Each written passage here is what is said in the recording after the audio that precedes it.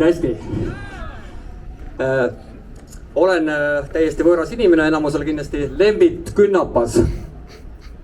Ja eesnimi ütleb juba palju lubavat, et Lembit on vanade eestlaste nimi ja kunagine juht.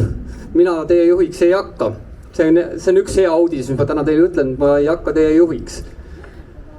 Olen alles noor poisike, 55-aastane, aga ennem kui lähen natuke sisusse, mis öelda on, ütlen teile kõigepealt ruttu olulised ja head uudised. Meil on see moment, et me ei pea mitte midagi kartma. Ei ole olemas koroovat, ei ole olemas ühtegi haigust. Olete nõus? Me ei vaja meditsiini ega alternatiivmeditsiini. Olete nõus? Pigem elame tervislikku eluviisi, oleme rõõmsad ja ei karda midagi. Järgmine positiivne sõnum on see, et tänane päev on ajalooline. Ei olnud ajalooline 32 aastat tagasi, kus osalesin isegi, seda nimetati Balti ketiks. Siin juba eelnev esineja mainiski, et selle korraldajad ei olnud eestlased. Täna on ka lätlased, aga lätlased on meie omad. Sel ajal korraldasi hoopis selline rahvas korraldas, kes praegu on praktiliselt võimul kõikides riikides. Nad on kõikide riikide omanikud. Aga eestlased pole mitte kunagi olnud Eesti ega Eesti Vabariigi omanikud. Lähen natuke ajalukku tagasi, aga tänane, miks see uudis on positiivne, et on ajalooline hetk. Nüüd on meil esimest korda, meie tegijatel on võimalus moodustada Eesti ühiskond või Eesti riik oma Eesti maal. Wow! Teeme ära! Ja lühidalt ajaloost ma pikalt ei lobise, milleks ma väidan, et Eesti Vabariiki pole olnud. Ma paar sõna räägin sellest, et ei oleks lihtsalt loba. Et räägin faktidest ja see uudised on peavoolust. Alustame 1918. aastast, kus nägid meie poisid vabadussõdalasid vaeva. Nad kisti sõtta. Nad ei saanud isegi aru, miks see toimus, miks need sõjad üldse toimusid. Kahjuks eestlased ei ole kunagi aru saanud, kogu aeg on mäng üle peade käinud.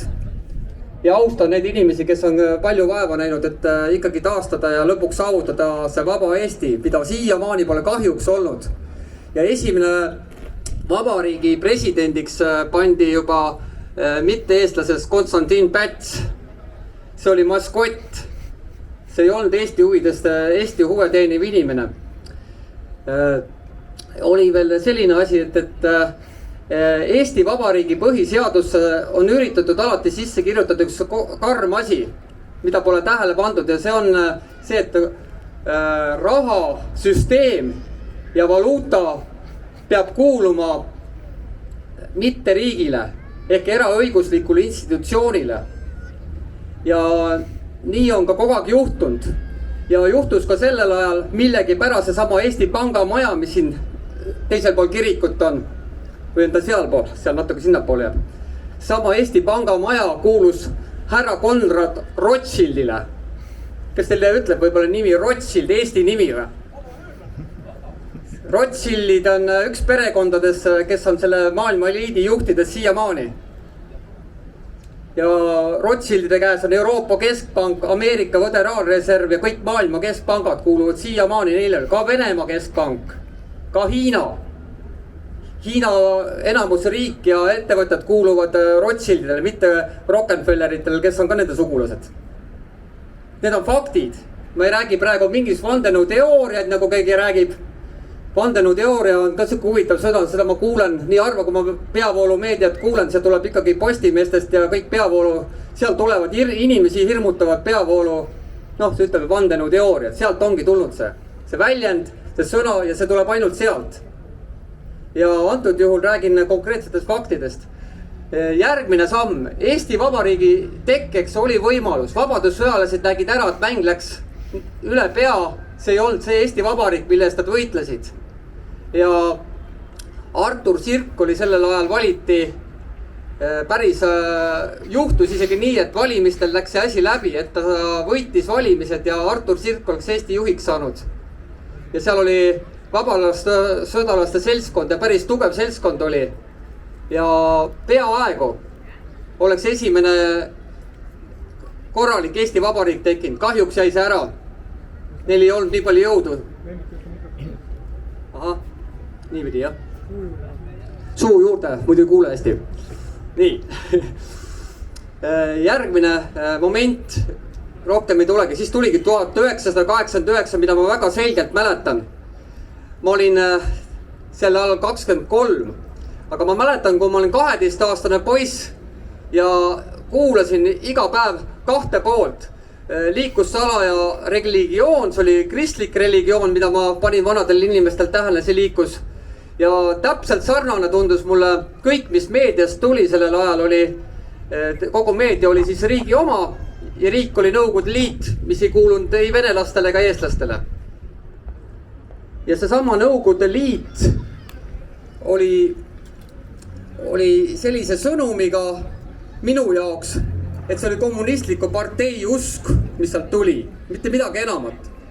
Ja siis järsku tekkis ühel päeval, ükski inimene vastu ei hakanud, läks üleöö, olid äkki kõik need samad inimesed, kes siin Eestis elasid, nad ütlesid, et sinimustvalget lippu pole olemas.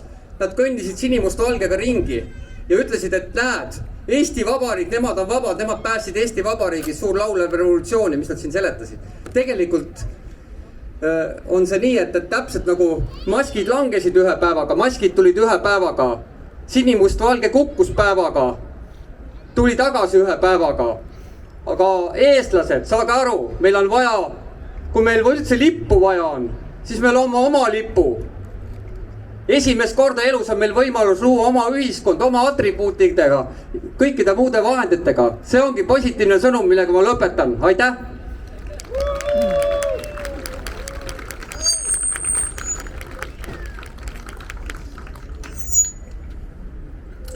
See mikrofon on nii hästi häälestatud, et peab olema kindlasti autokastis. Ja see on ka turvaline, sest et kui ma olen mikrofoniga maa peal, siis võib munitsipaalpolitsei tulla trahvimaki. See on helitehnika ikkagi maa peal.